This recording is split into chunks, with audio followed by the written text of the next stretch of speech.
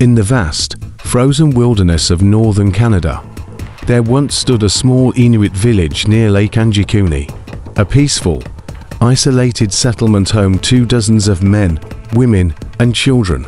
But one night in 1930, something unexplainable happened, something that still haunts the Canadian North. The entire village disappeared without a trace. Joe LaBelle, a seasoned fur trapper familiar with the harsh terrain, arrived at the village expecting warmth, firelight, and a hot meal from friends he'd known for years. But what he found instead was silence and emptiness. Every home was abandoned. Meals were half-cooked over still-burning fires. Rifles' lifelines in the wilderness were left behind. Clothing was neatly folded. Water buckets were full. Dogs, chained near homes, had died of starvation and cold. LaBelle searched for hours. There were no signs of a struggle. No blood. No footprints. No tracks in or out of the village. Just snow and silence. LaBelle raced to the nearest telegraph office to alert the Royal Canadian Mounted Police, a CMP. They launched a full investigation, tracking dogs, combing the area, even searching the frozen lake. The RCMP reported one more disturbing discovery.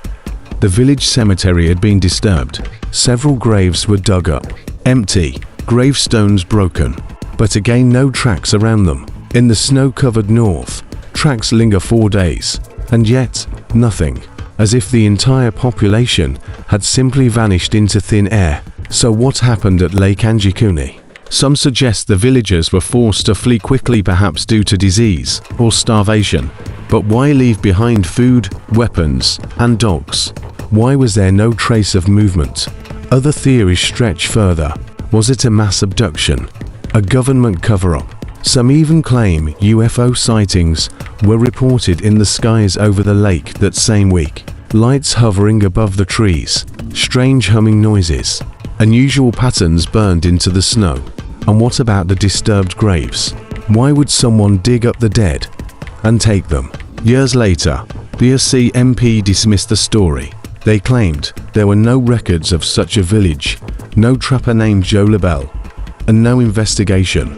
But journalists at the time had documented it. Articles existed. Locals remembered it. Was it really a myth? Or was it wiped from official history for a reason? An entire Arctic village disappears. No trace, no explanation, no closure. This wasn't just one person or a family. This was an entire community gone. So what really happened at Lake Anjikuni? A natural tragedy? A mass hallucination? Or something far stranger than we're willing to accept? Let me know your theory in the comments, because some mysteries don't want to be solved.